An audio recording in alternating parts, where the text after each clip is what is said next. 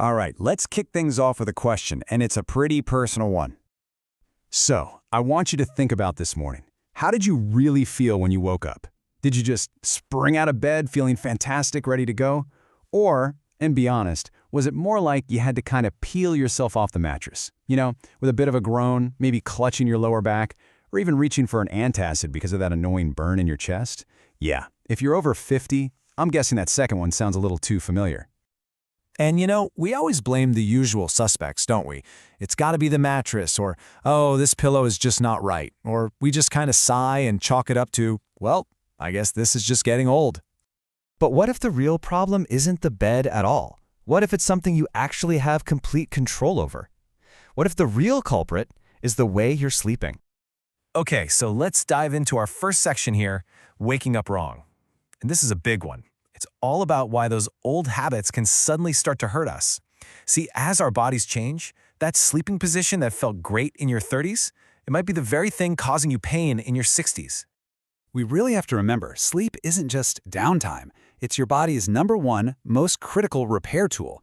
I mean, it's when your brain cleans house, your muscles rebuild, your heart gets a much-needed break. And look, as we get older, our joints get a little stiffer, our digestion slows down, so making the most of that repair time, it becomes absolutely crucial. All right, section 2. Let's talk about the great side debate. Now, most of us are side sleepers, right? But here's the million-dollar question. Does it actually matter which side you sleep on? Well, let me tell you, the science has a very clear answer, and it's a resounding yes. And yeah, this applies to the vast majority of us. We're talking about 60, maybe even 70% of all adults are side sleepers. But here's the crazy part that most of us never think about. The difference between sleeping on your left side versus your right side, it's just night and day for your internal organs. Okay, so let's start with digestion. If you've ever dealt with heartburn or acid reflux, and you know how common that is after 50, well, sleeping on your right side is basically setting yourself up for a rough night. It literally puts your stomach in a position where acid can just creep right back up into your esophagus. But here's the secret, the magic trick, really. The moment you flip over to your left side, gravity suddenly becomes your best friend. Seriously. Because of the natural shape of your stomach, it's now positioned below your esophagus. So all that acid, it stays right where it's supposed to be. It's a simple fix, and you don't need any pills for it. And it doesn't stop there. This also has a big impact on your heart. You see, your aorta, that's the biggest artery in your body. It actually curves to the left. So when you sleep on your left side, you're literally helping your heart pump blood downhill. It's just easier. Sleep on your right, and you're forcing it to pump uphill, against gravity. For anyone with heart concerns, this tiny change can take a huge load off your cardiovascular system all night long. And get this is some really cool cutting-edge science. Your brain has this amazing waste clearance system called the glymphatic system. Think of it like your brain's personal dishwasher. Every night it's flushing out all these nasty toxins that are linked to diseases like Alzheimer's. And what does the research show? This whole system works best, you guessed it, when we're sleeping on our sides. So side sleeping could literally be helping keep your mind sharp as you age. Okay, so what about back sleeping? You hear a lot about this one. Is it good? Is it bad? Well, the truth is, it's kind of a double-edged sword, especially for those of us over 50. So on the plus side, it's fantastic for spinal alignment. I mean, it keeps your head, neck, and spine all in one beautiful neutral line. And hey, a little bonus, it's the best position for preventing facial wrinkles. But there is a dark side, and it's a serious one. As we get older, the tissues in our throat, they lose a bit of muscle tone.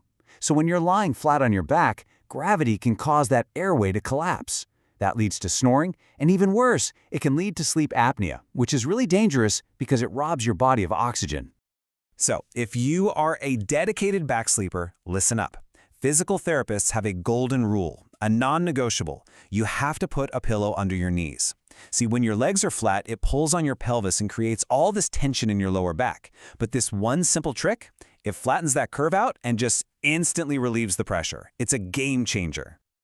All right, we've covered the good and the complicated. Now it's time to talk about the one position that pretty much every expert agrees you should try to avoid at all costs. Look, if you're a stomach sleeper, I'm just going to be straight with you. I've got some bad news. This position is almost universally considered the absolute worst for your musculoskeletal health, and that's especially true as we get older.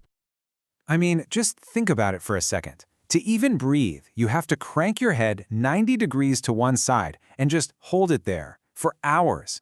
This is just twisting and compressing your cervical spine, it's restricting blood flow, and it's flattening out the natural curve of your lower back. So if you're waking up with a stiff neck or that pins and needles feeling in your fingers, this is almost certainly why. Honestly, the best advice I can give you is to start training yourself out of this habit, starting tonight. Okay, so for our last section, let's talk about a simple but honestly life-changing strategy.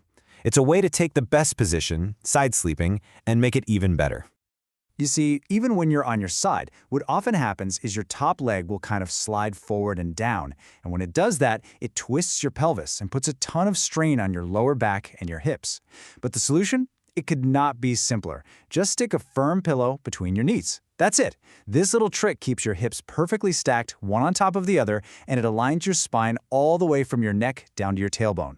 Trust me, this can get rid of that morning hip pain almost instantly. So let's wrap all this up into a simple, easy-to-remember protocol. Let's call it the Wise and Well Sleep Protocol. First, prioritize sleeping on your left side. Second, if you're a side sleeper, always use that pillow between your knees.